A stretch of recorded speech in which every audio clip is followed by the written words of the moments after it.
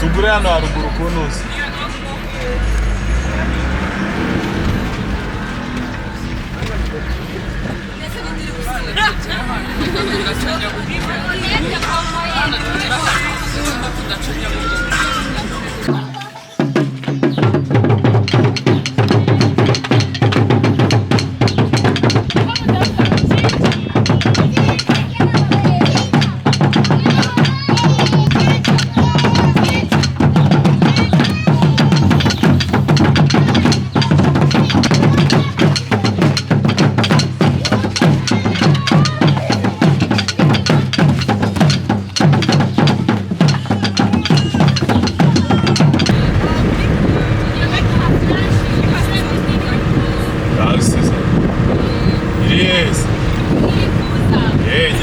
Vamos niyo.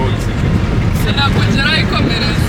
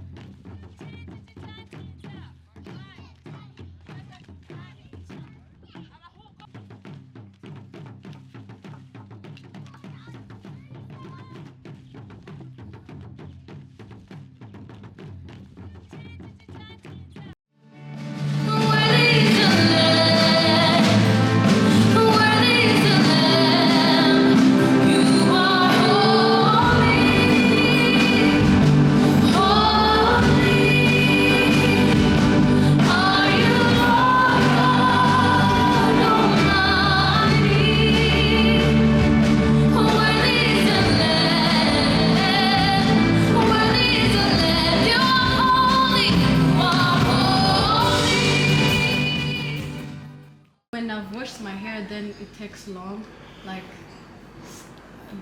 an hour, because you have to wash, put shampoo, everything, all that, dry your hair, comb it, put flat your hair. But afterwards, when it's all done, like when I'm going somewhere, it's like 3 minutes. I just comb and then close my bun, then go.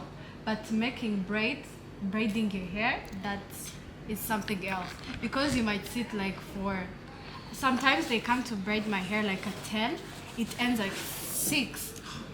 That's, yeah, you have to sit down, and then because beauty is expensive. Yeah. What do you think you would change about RWANDA? What would you change? I think I will do some works like watches too. Okay, what watches do? So with the Rogers, yeah, so that's what Rogers does. Something like in that card. Yeah. Mm-hmm. Okay. So you do something against poverty? Yes. Yeah. What about about you? I would help the children who are really poor and need some help. One more, right? Why are plastic bags not allowed here? Because plastic bags destroy when you throw a plastic bag on the land, it destroys the plants, the crops that are going to grow there, and even it destroys the soil. So here in Rwanda we only use envelopes, though they've actually, all the plastic bags are all gone, basically, because we have no plastic bag. Like I've been like 3 years not seeing a plastic bag, but we believe that plastic bags destroy the soil, destroy the crops, and we believe that Rwanda is very natural. That's what we think. Everywhere there's green crops, green trees. We believe we don't want anything to be destroyed or damaged on the roads or something like that. Yeah, the plastic bags also kill animals, you know, like the goat, when it eats the plastic, you know, it kind of changes the digestion in its stomach, you know. And animals feed on the crops we have on the land. So, yeah. So we basically have to stop that. That's why the government stopped the plastic bags in Rwanda. Yeah, if we need to eat more meat, then we should ban the plastic bags. How would you describe your country in 3 words? In some parts it is blue. In Switzerland you just use machines, or you go by a bicycle, and we're in Switzerland go by a bus. I think in Switzerland are the people very lazy. It's way much other than here. That is beautiful, but some parts look like rubbish. I have to say Switzerland is actually humanity, because there are not many people, there are Zeg op Duits, Muss hier aanzien. There are not so many poor people in Switzerland. but if there are, they get help from the government and from other people, from other Organizations. organizations. I like the way it's organized. Everything just works pretty well. You order, you get what you want to, quickly. What age are you allowed to get married as a girl in Switzerland? That's When what the you parents allow it, was heißt Unterschied? think. They sign. Then you can marry with 16. And when you're adult with 18 in Switzerland. So with 16 you can also drink alcohol, but not vodka, just like beer. And when you're 18 you can drink all alcohol. Then you're adult. But I think the most people don't marry this young. I think they marry like 26, 28. So I was asking myself many questions. I was like, if I bring this on the table, it could be a discussion. Because if I was thinking, like, if I would be in the Switzerland government, I would actually ban that rule. Because if you believe that some people are doing getting married at 20-something, as you say, some people are so traditional. They might get married at 16. You don't know, because some people are so into tradition that they don't want to change anything about their tradition. Do you believe that, right? Exactly right. Swiss people won't do that, but immigrants will do that. Yes. So Yeah. that should be banned, I guess. Yeah. Yes. Do you think it's appropriate to get married at 16? Ich habe es angemessen, um sich mit 16 No. zu heiraten. Because it does make sense for me that you can make your driver license, so learn to drive with 17, and you can marry at 16. So And you don't have enough money. You need parents that have much money so that you can marry at 16. I think you will shame yourself when you get married at 16, because you don't really have a life when you just go out of school and then you married, so you don't see something from the world. or make some adventures or something else. And other people will look strange at you. What's something unique about Switzerland? You said you have good chocolates. We all see that on Google. But what's something unique about Switzerland nobody talks about? Also was ist etwas Einzigartiges von der Schweiz, wo man jetzt vielleicht nicht gerade auf Google findet? Also wenn man googelt, dann kommt Jockey und so kommt, oder? Das Matterhorn, die Sachen kommen, aber es gibt Sachen, die man jetzt nicht so findet auf Google, die ich finde, ist einzigartig in der Schweiz, speziell. Also finde ich das ist sehr schön. Go ahead. I think the city, so they don't really show the city just like mountains, but I think the city in Switzerland like Zurich or Bern is also very beautiful.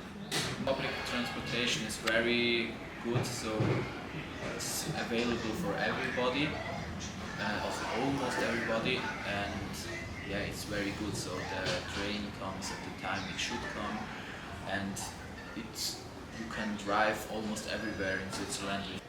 Yeah, I had another question. What are some of the major cultural festivals or events that happen throughout the year in Switzerland? Like events, cultural events that, you know, we have like Christmas, we have New Year's. Like what special events happen in Switzerland? 1st August. Yeah. 1st August, it's the National Day of Switzerland. That's when Swiss is born, and we celebrate it every year, and we celebrate it with some fireworks. So you don't study, like it's like a holiday. Yes. Yeah. Is het eerder veel? Usually it's in summer holidays, summer break anyway. Oh, But for the others, it is a holiday, and we light huge bonfires. It's part of it, and we hear speeches and sing maybe. So you've been here for like more than a week now, right? So what are the things you've learned and liked from Rwanda? How happy the poor people are. I think the poor people are happier than the People in the city? the people that have much money. Also ich denke auch, dass so in der Schweiz mega viel immer so das Gefühl haben, so, wenn sie etwas haben, dass sie gar nicht dankbar sind und immer das Nächste wollen. Und eigentlich nie glücklich sind mit das, was sie haben. Und so Kleinigkeiten wie das Wasserhahn, also dass wir das einfach trinken können, dass wir das wie nicht schätzen. So she has the impression that people in Switzerland, even if they have a lot, they still want more, and they don't appreciate the small things like we can drink from the tap, water from the tap, it's just clean, and they don't really appreciate those things. I was going to add something on that. Like there's some proverb that says that people with nothing they enjoy everything. So like these poor people, like they don't have too much, but the little they have they enjoy it, you know. They embrace it, you know. They have these small games they enjoy. They don't have these cell phones to distract them, so they live in the moment, you know. They are not obsessed with social medias, you know. Their life is simple. They just enjoy what they have. If it's food, like we normally have in the villages, in the eastern province, or you know, on Christmas, like the home with much food might invite all the neighbors to come and share the food on Christmas. So like it shows there's still unity in the Rwandan culture, and you know that is very beautiful. And like on Christmas is what you say, like you might find they all cooked, every home cooked. Everyone is going to each home, going to take a meal, they dance, they sing together. It's very fun. Like when we go to the village side, it's very fun. You come back home with a smile on your face. You're not obsessed with internet, you don't have internet on your phone. Yeah, that's basically Like it's it. family time, it's time to unite, you know. You would say the community is way more important than the individual. Yeah, yes. Yeah. And another thing about Rwanda, this is something I heard, like we put, like for example, you came as visitors. If I had plans with my family, and because I have visitors, our culture has to put other people first before you. That's how our culture is. Like if, for example, Narina wants something very quickly, and I have a birthday at home for Berlin, for an example, I have to first go for Narina. Berlin is birthday after. That's our culture. Other people come before than you. That's why sometimes if you call me like, Belinda, come, we go in town, I immediately come. My parents are okay with it because I'm going to be with the visitors. What you will do when you come in Switzerland once a time? What would you do if you would come to Switzerland for a longer time? Maybe maybe a year. Let's say you did a year in Switzerland, an internship or something. Yeah, What would you expect? What would you do? I would eat a lot of chocolate. They told me Switzerland has a lot of chocolate. That's very good. And another thing, I don't know. As you've told us, there's many activities. I would try to learn. Because I don't know much about the country, so I would try to learn the activities, the games. Just enjoy the moment. And my side, because Rwanda doesn't have a lot of technology and stuff, and you said Switzerland, most people use technology in everything, I would come, learn from you, and then bring it to my country. Because we also want to build houses using machines, as Matteo presented, and that's really like triggered me. I was like, that should come in Rwanda. So I was like, I studied technology in high school. I studied business and technology. I was like, I could take that technology I have and then go to learn from Switzerland like a year or two, and then do some internship in Switzerland. Then what I've learned, I bring it to my country to develop. So we are still developing country here in Africa. We're one of the best developing countries after the genocide. So I would want to build my country to become something bigger. As you told us that Switzerland people are like to themselves, they don't care about somebody else. I would also try to change that. For example, if I go for an internship and I'm living in a camp, for example, I would try to change the community I'm in, make it based on humanity, and try to be like friendly and teach them how our country is, like teach them how to take care of somebody else, and make sure, for example, if I have a friend in Switzerland for the first time, I teach them our country and make sure what we have in our country they also have. Ich bin Samira und was mich überrascht hat da in den 2 Wochen, wo ich in Rwanda war, ist vor allem, dass alle so nett sind und so freundlich sind. Auch, dass man so schnell Kontakt mit anderen knüpfen kann. Dann, was ich gelernt habe, ist, meine Sachen, die ich in der Schweiz oder generell in meinem Leben mehr zu schätzen. Vor allem, als ich da war und auch die Häuser und all das gesehen habe, habe ich mich wieder erinnert, wie gut ich es eigentlich kann. Auch so Kleinigkeiten wie Zahnbürsten und Wasserhahn, Wasser trinken, weil es nicht selbstverständlich. Dann, was hat mich verändert? Ja, auch das ein Stück weit, weil eben sehe, dass jemand sozusagen so wenig hat und man dann selber sieht, wie viel man hat, aber trotzdem immer noch nutzt, ist so ein Erlebnis für mich gewesen. Und was bleibt hoffentlich, also auch, dass ich immer noch so dankbar wird sein, auch wenn ich wieder daheim bin, und wegen Kleinigkeiten motzen machen sehr viel und passiert, glaube ich, auch sehr vielen, weil wir einfach überschätzen, und das will ich einfach wie behalten, dass ich dankbar bin. Ein Erlebnis, das ich erlebt habe, also vor allem der eben Kontakt mit den Schülern, dass ich so gut haben mit ihnen und so schnell Kontakt knüpfen, weil ich hätte jetzt nicht gedacht, dass ich so eng mit ihnen befreundet wird sein, und auch, dass wir so zusammen Sachen unternehmen und in die Stadt gehen. Der Leandro, und als erstes hat mich überrascht, dass es in Ruanda nur 3G-Netz gibt. und jetzt erst dann so zu 4G umgestellt wird, was bei uns in der Schweiz Selbstverständlichkeit ist. Dann, also ich habe die grundlegenden Sachen über das Verhandeln gelernt, wo wir auf dem Markt waren. Habe ich so ein bisschen zugelassen, wie die Einheimischen das gemacht haben, also wie man den Preis abdruckt.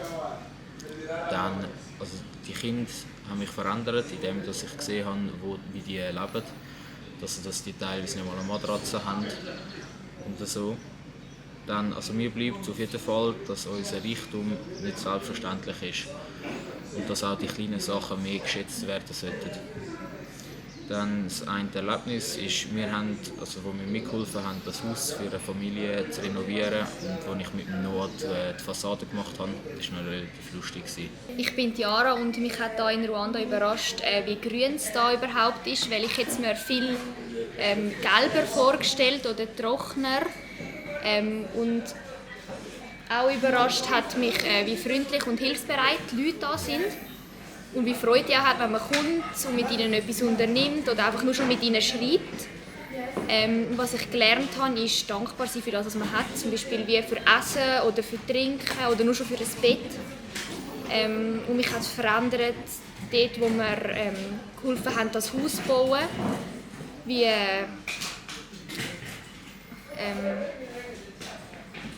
eben das zu sehen, wie arm die Leute eigentlich sind und wie viel das wir haben in der Schweiz. Und was es bleibt, sind eben hoffentlich die Erinnerungen und das Dankbarsein.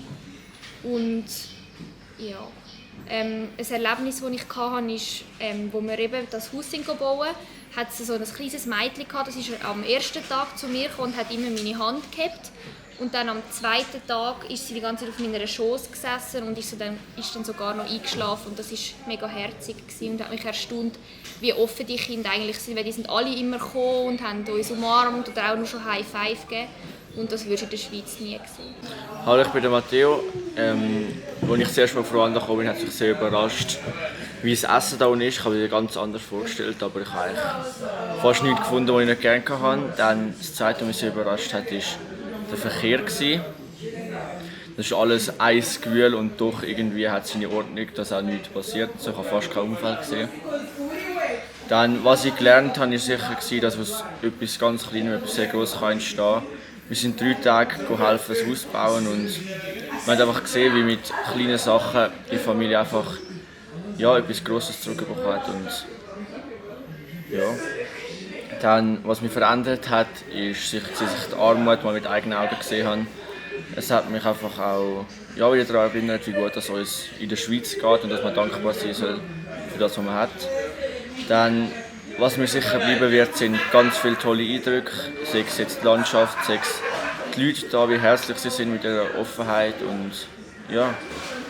Dann, mein persönliches Erlebnis war, dass wir so bei einer Schule Kinder ein Ei und eine Banane verteilen. Ich habe es einfach so herzlich gefunden, wie die Freude daran hatten und wie sie einfach sich auf so etwas Kleinem freuen. Und ja, so habe ich wieder mal gesehen, wie kleine Sachen etwas Grosses machen. Ich bin Morna und mich hat überrascht, wie freundlich dass die Leute da sind. Und auch Planung und Pünktlichkeit haben mich da überrascht, weil die Leute da sind oft nicht ganz so pünktlich gewesen und die Planung hat sich einmal kurzfristig geändert und das ist in der Schweiz anders. Dort ist meistens alles mega durchgeplant und strukturiert. Ich habe gelernt, noch mehr dankbar zu sein für das, was ich habe. Zum Beispiel für mein Bett und das WC. Mich hat mega verändert, um auch die Armut da einmal zu sehen und ein bisschen zu miterleben. Und ich hoffe, dass der Kontakt mit den Schülern, den ich da geschlossen habe, bleibt und auch die Erinnerungen und die Eindrücke. Und ein persönliches Erlebnis war, wo ich mein Patenkind und seine Familie besuchen konnte und den Tag mit ihnen verbringen. Und ich habe es mega schön gefunden, zu beobachten, wie man so am Anfang schüch war und dann mit der Zeit wie aufgetaucht ist und von selber zugekommen ist und so. Und mich hat ein bisschen überrascht, was für Veränderungen alles meine Unterstützung dort, also bei seiner Familie alles verändert. Ich bin der Joel. Mich hat überrascht, wie freundlich dass alle Leute da sind, obwohl zum Teil sie sehr grosse Armut haben. Zum Beispiel, sie haben Teil nur ein Paar Schuhe, wenn überhaupt. Was ich gelernt habe, ich habe viel über den Genozid und über das Land gelernt und mir bleibt hoffentlich, dass man immer freundlich sein kann, egal wie schlecht es einem geht. Ich habe erlebt, wie man als Beispiel am ersten Tag, wo wir auf dem Markt sind, wie man zum Teil einfach angeschaut wird wie so Affen im Zoo. Mein Name ist Norina. Ich war sehr überrascht, als ich hierher gekommen bin, dass Afrika viel menschlicher ist aus meiner Sicht. Also sie haben eher noch so Arbeiten von selber gemacht und haben dafür nicht irgendwelche Maschinen gebraucht. Und sie sind sehr sozial, also sie sind auch auf uns zugekommen, haben mit uns geredet und halt so Freundschaften geknüpft und so. Und ich habe gelernt, dass man immer schätzen sollte, was man hat und halt nur schon dankbar ist, wenn man ein ganzes T-Shirt hat. Mich hat es sehr verändert, als ich am Tag barfuß gelaufen bin, haben mir sehr viele arme Leute ihre einzigen Schuhe wahrscheinlich angeboten. Einfach damit ich Schuhe anlegen konnte, aber ich habe eigentlich keinen Gebrauch. Und dann sind aber immer wieder andere Leute gekommen und haben wieder gefragt, ob ich ihre Schuhe will und so. Das hat mich sehr verändert. Und ich hoffe, dass meine Erinnerungen bleiben und dass ich das nicht vergesse, weil es ist eigentlich so, dass man es nicht vergessen sollte. Und ich hatte noch ein Erlebnis, dass ich mein Patenkind besuchen bin und konnte halt dort die ganze Familie kennenlernen und habe auch dort gesehen, obwohl ich das Patenkind noch nicht so lange habe, dass die jetzt schon eine Kuh, einen Hund, einen Hase, ein Schwein und eine Geiss kaufen. Und es ist halt so, dass obwohl ich jetzt noch nicht lange für das Kind sozusagen da bin, hat das schon viel bewirkt und ich kann jetzt halt die Jungen von diesen Tieren weiterverkaufen und es halt auch brauchen zum Bauern. Ich bin der Robin und mich hat überrascht, dass auch das Essen da mega fein ist. Sogar manchmal besser als in der Schweiz, zum Beispiel am Mittwochabend. Burger sind mega fein und das Fleisch. Dann, was hat mich verändert, was habe ich gelernt? Also, ich kann auch mit wenig Materialien viel erschaffen. Und man muss schätzen, was man hat, zum Beispiel ein Dach über dem Kopf, ein Bett, Essen, ja. Und was mir bleibt, das ist das Land sicher. Ich hatte viele Eindrücke auch mit dem Genozid. Haben wir ein Buch gelesen noch darüber. Ja. Was habe ich erlebt? Das war sicher mit dem Reisschleppen in die Schule für Kinder. Sind auch Kinder aus der Umgebung einfach gekommen und haben mitgeholfen. Ja, und das habe ich recht eindrücklich gefunden. Ich bin der Noah und mich hat überrascht, dass in der Stadt extrem viele von diesen roten Taxitöffeln umeinander fahren. Dann was habe ich gelernt? Ich habe gelernt, dass die Stadt von Kigali eigentlich ziemlich ähnlich ist wie bei uns in der Stadt. Es fahren auch neue Autos umeinander, wo man zum Teil denkt so, what? Wie kommen die da runter? Dann der Besuch, den wir jetzt hier gemacht haben, ist für mich ein komplett neues Erlebnis von Armut. Also, ist krass. Und was mir bleibt, sind die ganzen Fotos, die ich habe und halt Erinnerungen. Dann ein spezielles Erlebnis ist, ich kann das Essen hier wirklich empfehlen, es ist sehr gut.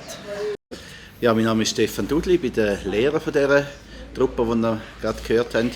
Und er hat den Einsatz organisiert. Wir haben 3 Ziele verfolgt. Das eine war, Einblicke in die Kultur rüberzukommen, natürlich auch lernen von ihnen. Sehr wichtig. Dann das zweite war, sich verständigen in einer Fremdsprache, in dem Fall Englisch.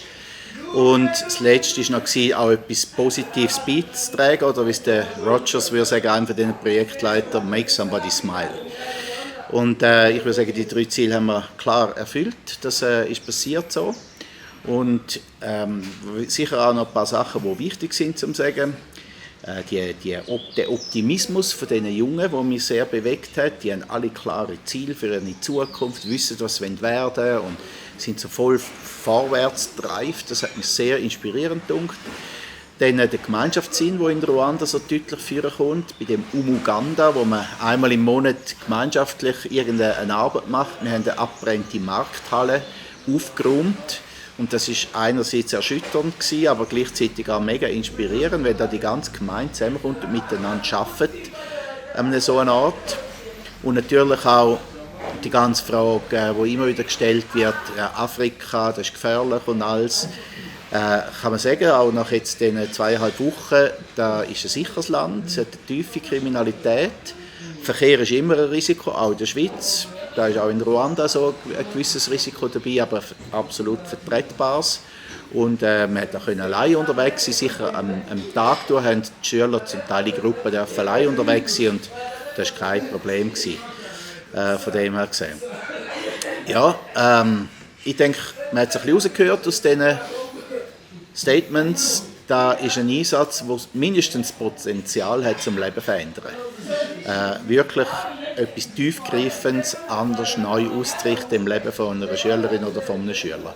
Und darum kann ich den wärmstens empfehlen, zu wiederholen. Es gibt immer Sachen, die man besser machen kann, aber für das erste Mal super gewesen, Ziel erreicht, gehe sehr zufrieden wieder zurück und freue mich dann, wieder in der Schweiz zu sein.